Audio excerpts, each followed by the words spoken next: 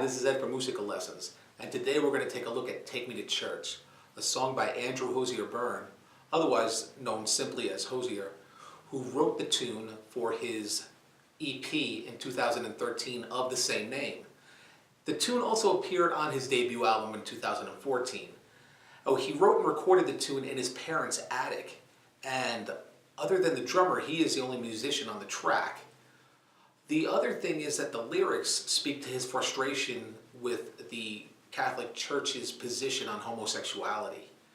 Now, you can find out a little bit more about the tune if you check out the blog post, because there's a Wikipedia link that will take you to more information about the song. There's a YouTube link for the video. There's also a tab link for the chords and lyrics, although I did prepare a chord chart for you, which will help you with the timing on this tune, because the timing is a little tricky on this tune. There's a section on song specs which give you the writer's credits, album credits, the key that the song is in, the chord progression that goes to the tune, as well as the playing techniques that we're going to use. All right, I'm going to take you through some playing tips. The blog article will also include all of those in detail, so you can review those as I go over them in this video. All right, so grab your guitar, and I'll see you back here in a second. Take Me to Church is an E natural minor for the verse. It hints at E harmonic minor during the chorus, and in the bridge section it goes to C major. The other interesting thing is it has an interesting time signature. It's in 3 for the verse. There is a measure of 4 with the chords D and C that connected to the refrain that bring us into 4, and then it goes back to 3 and back to 4 for the chorus and the bridge. Right, so it's really interesting in that regard. Once you can get past the interesting time shifts, you can really appreciate the textures that he creates as he transitions from section to section. All right, so we're going to take a look at those things, and we're going to take a look at the chords first when we come back. All right, we need 6 chords in the key of E minor to play this tune. So let's take a look at them right now. We're going to start with a garden variety E minor. Then a G chord. Now don't get hung up on, I use a 4-finger version of the G chord. But don't get hung up on that. You can use a 3-finger version. You can use a 2-finger version. Whichever one you use, really don't get too hung up on which fingering I'm using, just as long as you're playing a G. There's an A minor chord. And that's pretty much your standard A minor chord. There's a B7. This is probably the trickiest of the chords. And I'll walk you through that. You don't play the 6th string on the 5th string, 2nd fret. You use your 2nd finger, 4th string, 1st fret, 1st finger, 3rd string, 2nd fret, 3rd finger, 2nd string is open, and your pinky plays the 1st string, 2nd fret. Then you have a garden variety C chord and a garden variety D chord. Review those chords, and I'll see you back here in a second. All right, for this tune, we're going to be using some flat picking techniques. Okay, so for the verse, really just down strums. And for that section, I'm hitting all 6 strings on the E minor and the G chord. For the A minor, I go from the 5th string down, just to do those down strums.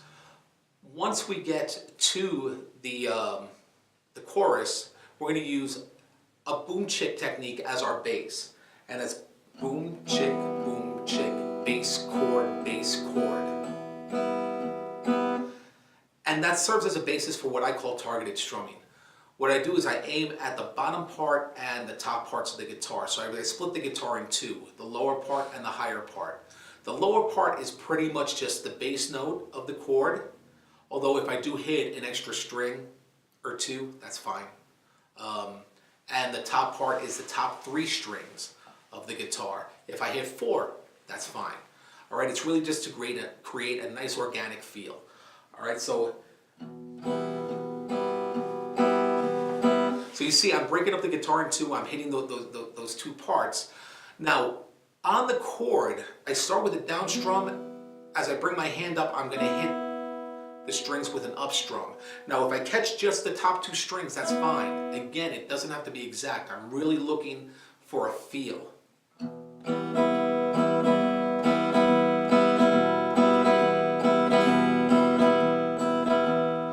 Now if you notice that occasionally I hit the bottom two strings, that's why I fret the complete chord, so that I can hit the strings, and if I miss by a string or two, I'm still hitting a note that's in the chord. Really, again, I can't emphasize it enough, you're looking to just create a feel. All right, so that's basically it. Down strums, and when you alternate strum, use targeted strumming, and you're gonna be fine. All right, we're gonna break down the tune in a second.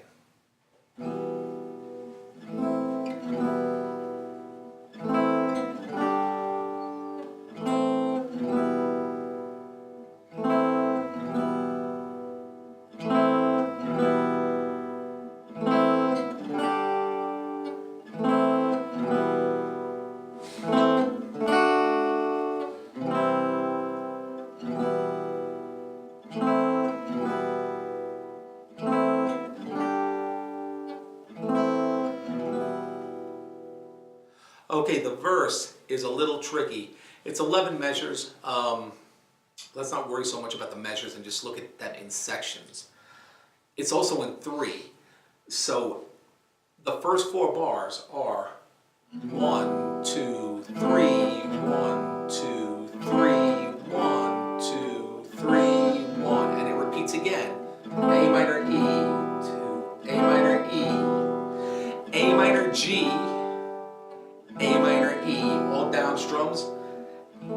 Then we go to a measure of 4. So when we get to that D chord, the D chord takes us out of 3 and it takes us into 4.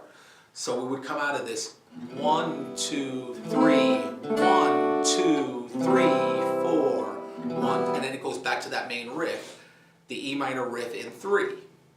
Okay, so let me take you from one measure before the D chord. 1, 2, 3, 1, 2, 3, 4, riff again. 3, 1, 2, 3, 1, 2, 3, G, 2, 3, 1, 2, 3, 1, 2, 3, 4, and that brings us to the refrain. It looks trickier than it actually is, because if you look at the measure of D and C as your connector, it's what bridges that E minor chord riff together, the E minor riff in 3. Okay, so you've got that 4 measure E minor riff, you play that twice, then you play a measure of the D to C in 4, and then you go back to the E minor riff once, then you play the measure of D to C, and then you're at the refrain, which we'll take a look at in a second.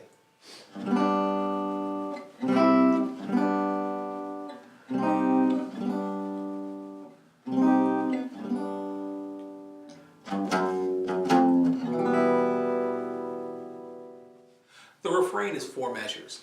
This is the amen part that he does. And it's G, C, G, C minor, G, C minor, G.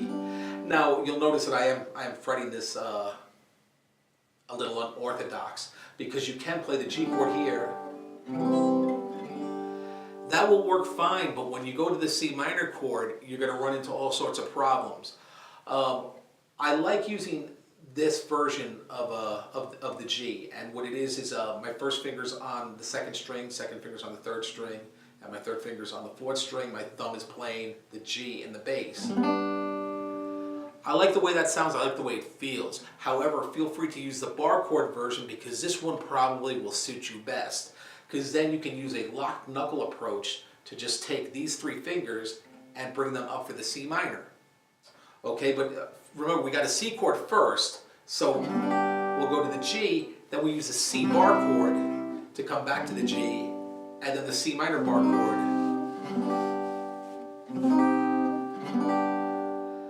And the time, we're in 3 still, so it would be 1, 2, 3, 1, 2, 3, 1, 2, 3, 1, 2. And then our bass line that brings us into the chorus.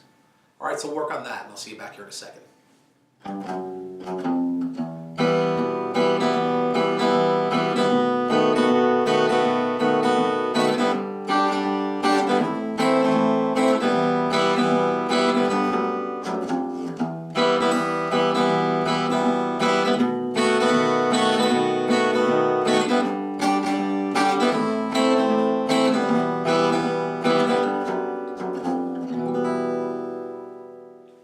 The chorus is in E minor.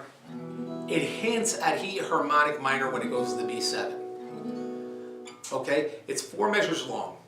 1 measure of E minor, 1 measure of B7, 2 beats of G, 2 beats of A minor, and then 2 beats of E minor, and we have to do the little bass line. It starts on the 6th string, 3rd fret. We go 3rd fret to 2nd fret, 2nd fret to 1st fret, open. Then our strumming pattern is boom chicka. Boom chicka, boom chicka, boom chicka, boom chicka, boom chicka, boom chicka, boom chicka. And you just apply that to it. You can create different variations, however you feel it. I chose to use the boom chicka, just more of a demonstration, so that's why I stayed a little bit truer to it than I normally would. So if you compare the chorus example that I just played to the intro example, you'll see that you'll hear that there's differences in there. Feel free to experiment with it and see what you come up with.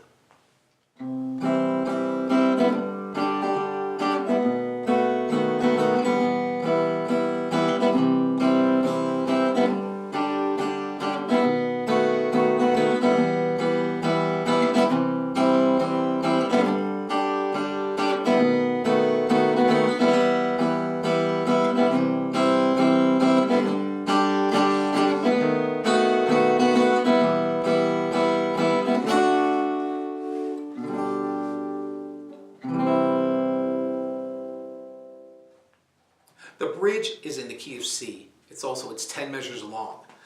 It's a 2-bar chord riff that's repeated 4 times, and then there is a 2-bar segue that brings us to the refrain.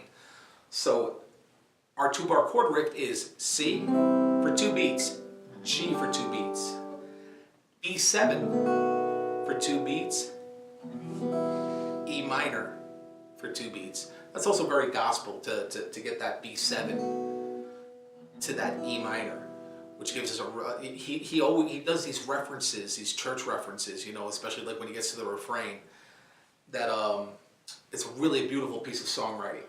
Okay, so those are your chords, and now here I'm doing more down strums. I'm trying to create a different texture. Again, feel free to interpret it however you feel it. I generally respond to the singer. Depending on how the singer is phrasing, how emotionally they're delivering the lyrics, is how I will approach my strumming to that. Okay, so it's that C, G, B7, E minor, 4 times. Then we have 2 beats of D, 2 beats of G with a B in the bass, followed by a measure of C.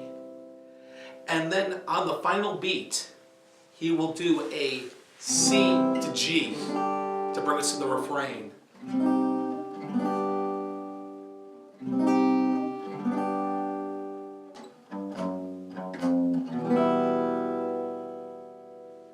And there you have it. I hope you enjoyed learning Take Me to Church. I certainly enjoyed putting it together for you.